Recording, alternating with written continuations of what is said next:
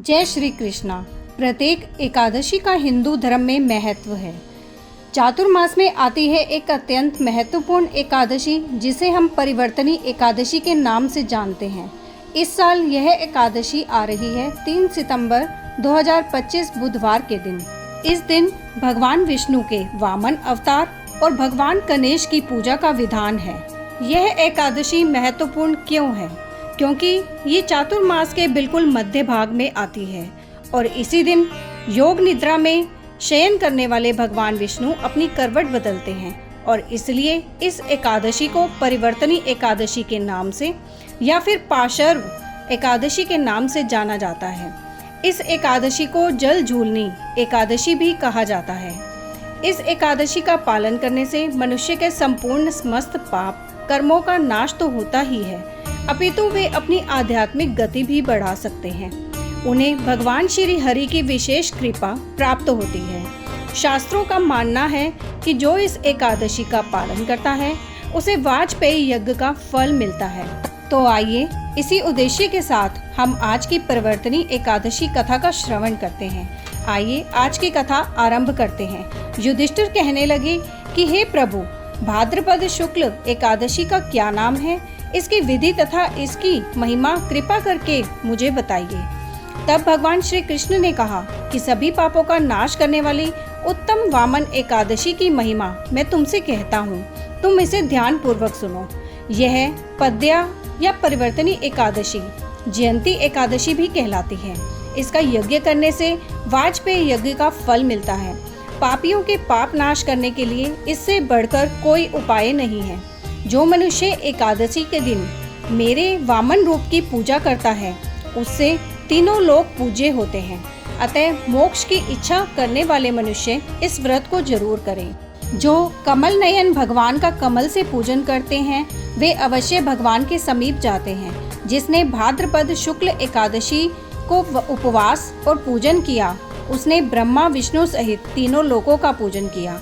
अतः हरिवासर अर्थात एकादशी का व्रत अवश्य करना चाहिए। भगवान श्री कृष्ण के वचनों को सुनकर युधिष्ठिर बोले कि भगवान, मुझे अति संदेह हो रहा है कि आप किस प्रकार सोते और करवट लेते हैं तथा किस तरह राजा बलि को बांधा और वामन रूप रखकर क्या क्या लीलाएं की।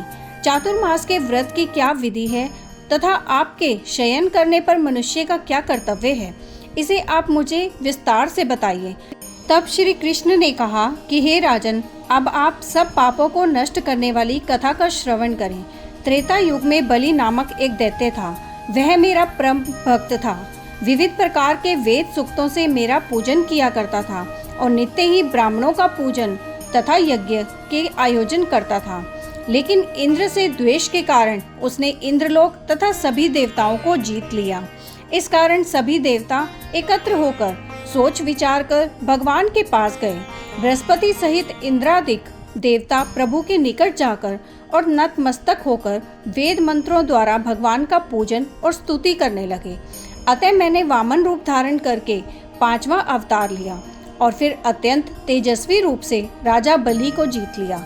इतनी वार्ता सुनकर राजा युधिष्ठिर बोले कि हे जनार्दन, आपने वामन रूप धारण करके उस महाबली दैत्य को किस प्रकार जीता?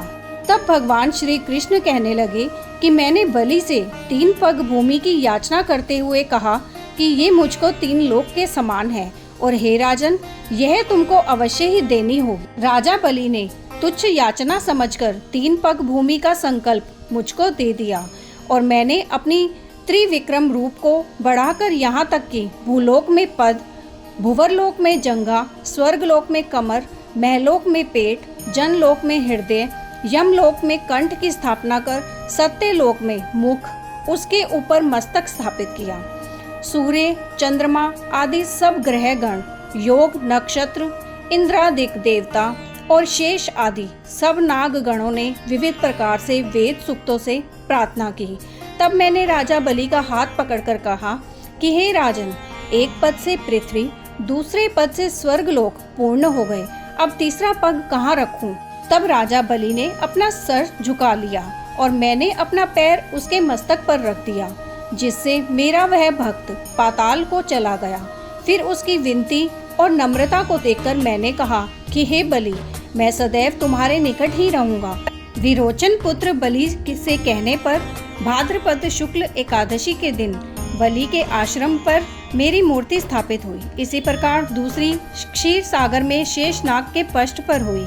हे राजन, इस एकादशी को भगवान शयन करते हुए करवट लेते हैं, इसलिए तीनों लोकों के स्वामी भगवान विष्णु का उस दिन पूजन करना चाहिए। इस दिन तांबा, चांदी, चावल और दही का दान करना उचित है। इसके साथ ही रात्रि को जागरण अवश्य करना चाहिए। जो विधि पूर्वक इस एकादशी का व्रत करते हैं वे सब पापों से मुक्त होकर स्वर्ग में जाकर चंद्रमा के समान प्रकाशित होते हैं और यश पाते हैं।